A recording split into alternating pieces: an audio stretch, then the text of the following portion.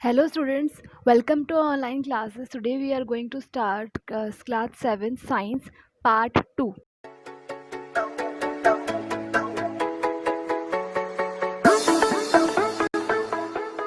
So in last video we have studied about chapter 1 part first, nutrition in flora, nutrition in plants. We have studied it. So we have studied about nutrition and type of nutrition. So first type of nutrition, autotrophic nutrition, we have studied, and today we are going to study about photosynthesis process which occur in plants. And plants are the main autotrophs. Plants है वो autotrophs होते हैं क्योंकि वो अपना food है वो self synthesise करते हैं, ऑटोट्रॉप्स होते हैं। और जो प्लांट्स हैं वो अपना जो सिंथेसाइजेशन ऑफ फूड है वो किस प्रोसेस के थ्रू करते हैं, फोटोसिंथेसिस के प्रोसेस के थ्रू करते हैं। ये हमने स्टडी कर लिया था, एंड आज है हम ये जो है नेक्स्ट पार्ट इसका स्टडी करने वाले हैं। So let's start. Photosynthesis is a complex process. Photosynthesis है वो बहुत कॉम्प्लेक्स प्रोसेस होती है क्योंकि ये बहुत इजी प्रोसेस तो होती नहीं है, प्लांट्स के अंदर होती है। ये कार्बन डाइऑक्साइड गेन करते हैं एयर से, वाटर लेते हैं सॉइल से, और सनलाइट की प्रेजेंस में, क्लोरोफिल की प्रेजेंस में जो है लीव्स है वो अब जो है ग्लूकोज और ऑक्सीजन प्रोड्यूस करती हैं। तो ऑब्वियसली वाटर और कार्बन डाइऑक्साइड को ग्लूकोज और ऑक्सीजन में कन्वर्ट करना ईजी टास्क तो हो नहीं सकता। सो ये थोड़ा कॉम्प्लेक्स होता है, जटिल होता है। As you can see I have written the word meaning, and I hope आप वर्ड मीनिंग जो है अपनी बुक के अंदर लिख रहे हैं। So again I am reminding you, please note it down in your book with pencil. Here, photosynthesis is a complex process, a series of a chemical reaction. Photosynthesis की process वो केमिकल रिएक्शन है क्योंकि इसके अंदर एक जो substance है वो दूसरे सब्सटेंस में कन्वर्ट हो रहा है। तो कन्वर्जन जो होता है, लास्ट क्लास में अगर आपको ये आपने पढ़ा हो तो जो केमिकल चेंज होते हैं उस जो परमानेंट चेंज होते हैं बताया था मैंने, अगर आया होगा तो। केमिकल रिएक्शन होते हैं, series of chemical reaction change the raw material like carbon dioxide and water to the food product glucose. और जो फोटोसिंथेसिस की प्रोसेस है इसके अंदर जो है रॉ मटेरियल्स है, रॉ मटेरियल्स कौन कौन से हो गए, कार्बन डाइऑक्साइड और वाटर, वो जो है ग्लूकोज की फॉर्म में चेंज जाते हैं।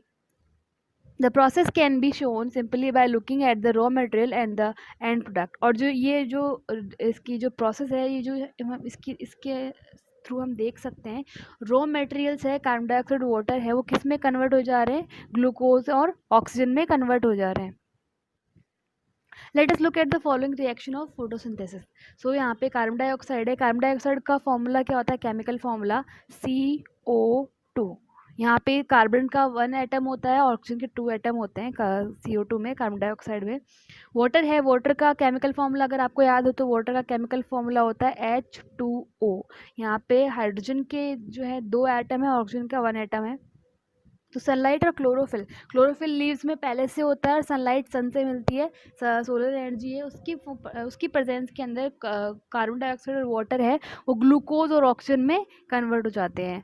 ऑक्सीजन का जो है केमिकल कंपोजिशन वो हो गया O2, ऑक्सीजन के 2 एटम्स। सो वाटर और लाइट है वो केमिकल एनर्जी में कन्वर्ट हो रहा है, वाटर और लाइट जो है। अब यहाँ पे आप पिक्चर में देख सकते हैं, केमिकल एनर्जी और कार्बन डाइऑक्साइड है वो मिलके कहाँ इसमें कन्वर्ट हो रहे हैं, शुगर में। ये देखिए इसके अंदर अगर हम देखें इस डायग्राम के अंदर, सो जो सनलाइट है वो मिल रही है लीव को, और कार्बन डाइऑक्साइड है वो लीव के स्टोमाटा के थ्रू एयर से एंटर करता है लीव के अंदर।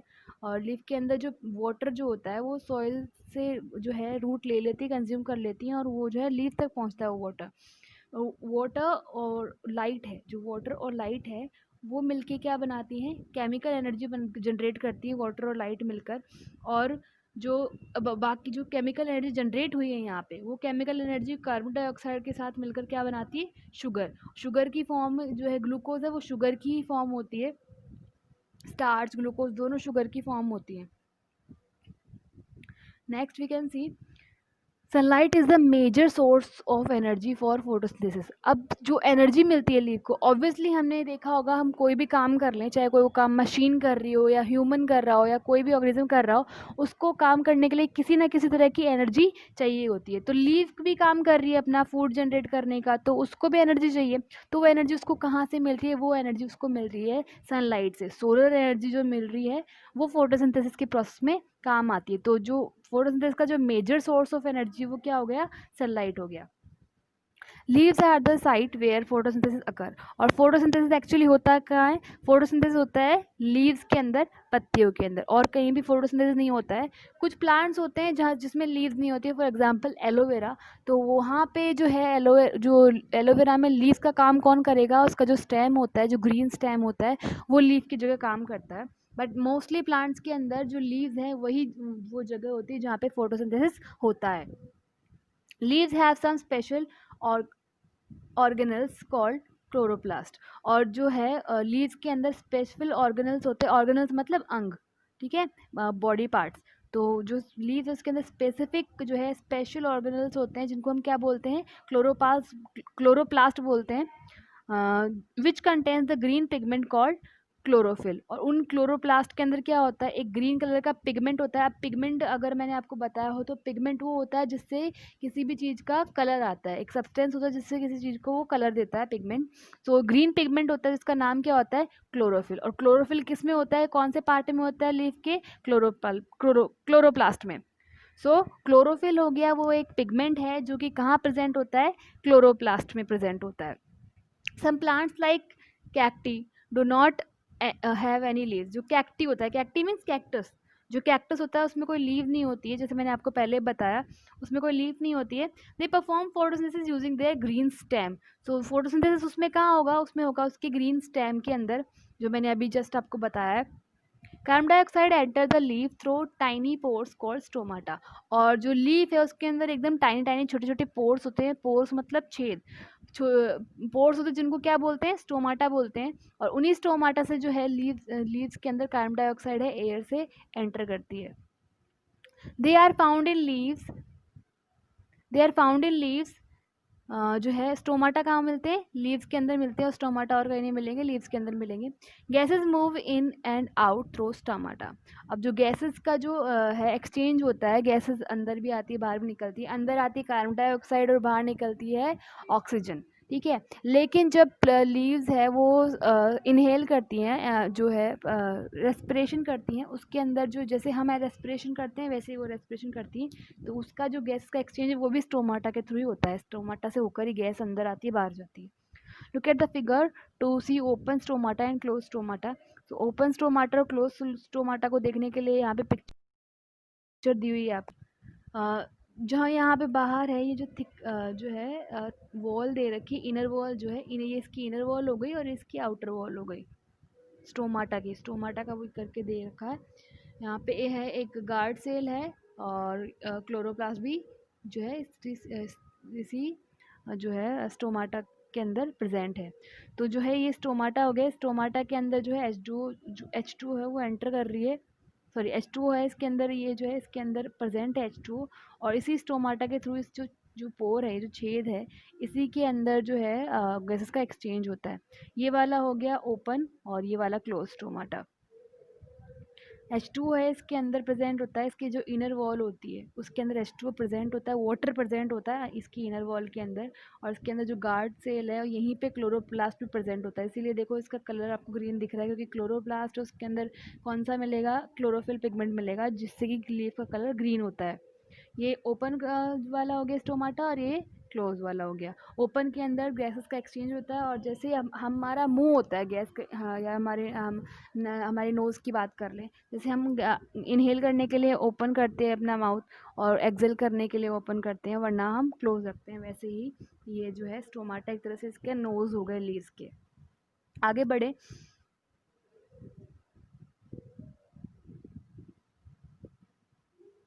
सो water is absorb from the soil by small root hair in the ground. अब जो ग्राउंड से है वाटर ग्राउंड से ही मिलेगा। जो है वाटर है वो रूट्स के अंदर जो स्मॉल हेयर्स होते हैं, छोटे-छोटे रूट हेयर्स होते हैं ग्राउंड के अंदर, उनसे जो है वाटर जो रूट्स है वो एब्ज़ॉर्ब करती है, सोख लेती हैं। There are special conducting tubes called xylem which carry water to the food making cells in the leaves. अब जो वाटर है जो है स्पेशल कंडक्टिंग ट्यूब्स होती है, कंडक्टिंग मतलब संचालन करना, चलाना, ठीक है। स्पेशल कंडक्टिंग ट्यूब्स होते हैं जिनको क्या बोलते हैं, जाइलम बोलते हैं। अब ये जाइलम ट्यूब है जो क्या करती है, पानी को लेकर जाती है कहाँ, फूड मेकिंग सेल्स में, और वो फूड मेकिंग सेल्स कहाँ होती है, लीव्स में होती है। तो उन फूड मेकिंग सेल्स तक जो है जाइलम पानी को लेके जाता है। तो जाइलम का काम क्या हो गया, रूट से लीव तक पानी को लेके जाना। Carbon dioxide combine with water using the stored energy in the chloroplast through a chemical reaction to produce the food glucose. अब जो है कार्बन डाइऑक्साइड है वो वाटर को यूज़ करके जो उसमें स्टोर एनर्जी है, क्लोरोप्लास्ट में जो स्टोर एनर्जी है, उसको केमिकल रिएक्शन के थ्रू फूड प्रोड्यूस करता है। जिसको जो फूड होता है वो क्या होता है, ग्लूकोज होता है, जो कि शुगर का ही फॉर्म होता है। सो इन शॉर्ट हम कह सकें कि रूट से जो है जो रूट हेयर्स होते हैं वो सॉइल से वाटर लेंगे, और वाटर जाइलम से कहाँ पहुँचेगा, लीव्स में पहुँचेगा, और लीव्स के अंदर कार्बन डाइऑक्साइड वाटर के साथ कंबाइन होगी, जुड़े होगी, और जो क्लोरोप्लास्ट में पहले से स्टोर एनर्जी होती है, या हम कहें जो सोलर एनर्जी स्टोर होती है, उस एनर्जी के थ्रू केमिकल रिएक्शन में होता है, एक केमिकल रिएक्शन से वो फूड बनता है glucose. The glucose is the transported through special conducting tubes called phloem. और जो स्पेसिफिक ट्यूब्स होती है, अब जाइलम तो क्या कर रहा है, रूट से वाटर को लीव तक पहुंचा रहा है, लेकिन जो बाकी का जो फूड है, अब उस लीव में फूड बन गया, वो फूड है वो जो दूसरी ट्यूब्स होती है, जैसे हमारी बॉडी के अंदर जो नर्व्स होती हैं वो अलग अलग तरह की होती हैं, जो हमारी जो ब्लड की जो ट्यूब्स होती है वो अलग अलग तरह की होती है, वेन्स अलग होती हैं और आर्टरीज अलग होती हैं। ब्लड को लाने ले जाने वाली ट्यूब अलग अलग होती है हमारी बॉडी में, तो ऑब्वियसली जो ट्रीज़ हैं उनके अंदर भी अलग अलग ट्यूब्स होंगी। तो जो फाइलम है वो वाटर को लीफ तक लेके जाता है, लेकिन फियोम नाम की ट्यूब्स होती हैं जो कि उस जो ग्लूकोज को बाकी के बॉडी पार्ट तक लेके जाती है। जहाँ जहाँ उस बॉडी पार्ट जो जहाँ जहाँ प्लांट के पार्ट में फूड की नीड है, फूड की रिक्वायरमेंट है, वहाँ वहाँ फोयम है वो उस फूड को पहुँचाती है। फूड क्या हो गया, glucose. Some of the glucose is use immediately by the plants for energy and some stored as starch. अब जो कुछ फूड है यानी कि कुछ ग्लूकोज है वो तो प्लांट यूज़ में ले लेता है, क्योंकि उसको एनर्जी चाहिए काम करने के लिए प्लांट को, तो वो कुछ तो उसमें यूज़ हो गई, और बाकी की जो एक्स्ट्रा जितनी भी ग्लूकोज है वो स्टार्च के फॉर्म में उस प्लांट के अंदर स्टोर हो जाता है। स्टार्च भी दूसरा फॉर्म है, जैसे हमारे यहाँ पे घरों के अंदर भूरा चीनी और जो मोटी चीनी होती है, वैसे ही ग्लूकोज और स्टार्च थोड़ी सी ऐसे कुछ फॉर्म होता है, थोड़ा सा डिफरेंस होता है, बाकी होते दोनों शुगर के फॉर्म ही है। इतना समझ लीजिए आप। बाकी आगे क्लास में और आप बढ़ेंगे तो और फ़र्क समझ में आ जाएगा, लेकिन अभी के लिए इतना फ़र्क समझना काफ़ी है। Okay. And some changes the more complex substance like cellulose. अब कुछ तो स्टार्च में कन्वर्ट हो जाता है ग्लूकोज, और कुछ उससे भी ज़्यादा कॉम्प्लेक्स स्ट्रक्चर होती है सेलुलोज की, उसमें कन्वर्ट हो जाता है। The vegetable that we eat contain the store food. अब जो वेजिटेबल या फ्रूट जो भी हम खाते हैं, ये जो स्टोर फूड है यानी कि जो स्टार्च और जो सेलुलोज में कन्वर्ट हुआ, जो एक्स्ट्रा जो फूड था, एक्स्ट्रा ग्लूकोज था, वो कहाँ जमा हो जाता है, वेजिटेबल के फॉर्म में जमा हो जाता है, वेजिटेबल और फ्रूट के फॉर्म में जमा हो जाता है, जो कि हम खाते हैं। The oxygen release during photosynthesis. और फोटोसिंथेसिस के प्रोसेस के टाइम पे कौन सी गैस रिलीज होती है, ऑक्सीजन रिलीज होती है, ऑक्सीजन निकलती है उसमें से।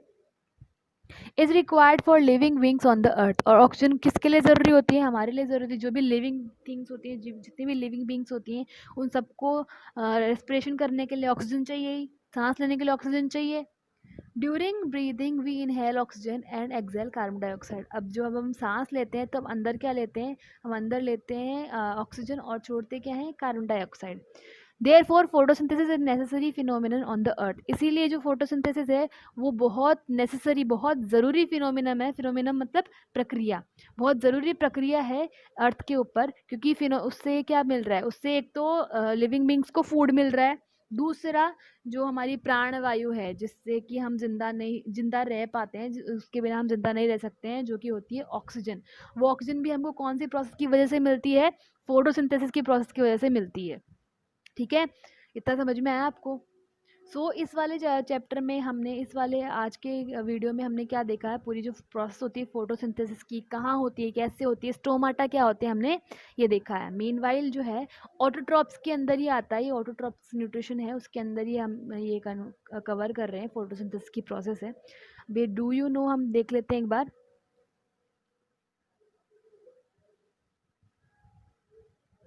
Algae blue green contains chlorophyll and can prepare their own food by photosynthesis. Algae होती है जो काई नहीं होती है पानी के अंदर, जो बहुत लंबे टाइम तक जमा हो जाता है ग्रीन कलर की, तो ब्लू ग्रीन कलर की जो एलगी होती है उसके अंदर क्लोरोफिल होता है। अब क्लोरोफिल होता है तो अपना खाना ये खुद प्रिपेयर कर सकती है क्योंकि फोटोसिंथेसिस कर पाएंगी।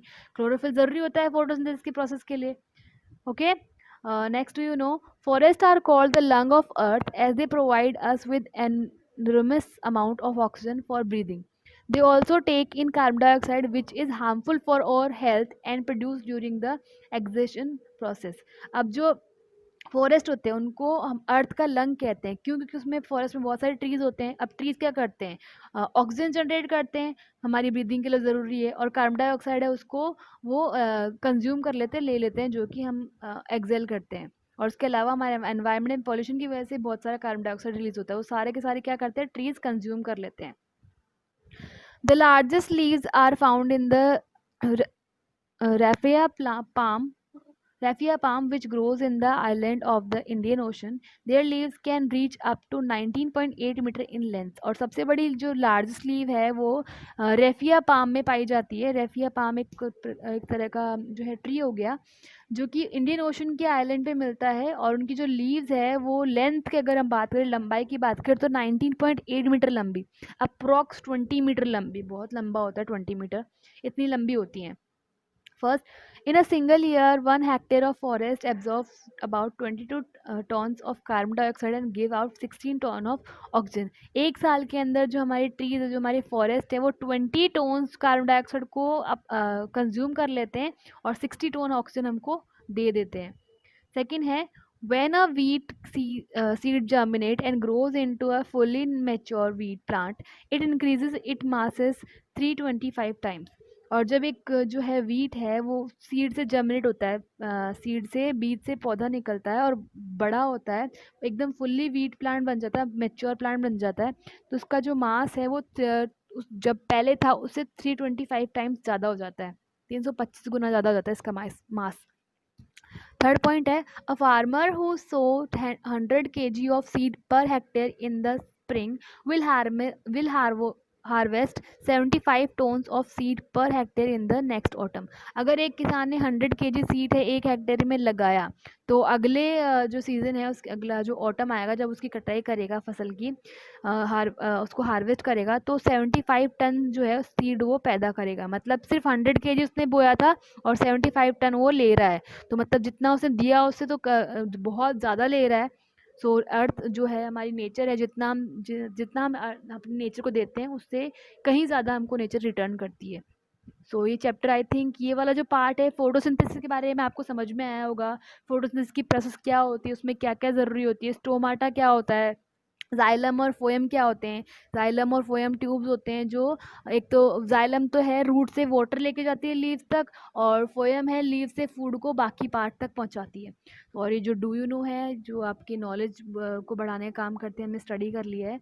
I think that's enough for today. अगर आपको कोई भी क्वेरी हो तो आप मुझसे पूछ सकते हैं, और प्लीज़ रिवाइज दिस चैप्टर, और नेक्स्ट टाइम हम इसको आगे वाला जो है पार्ट इसका कंटिन्यू करेंगे। Thank you.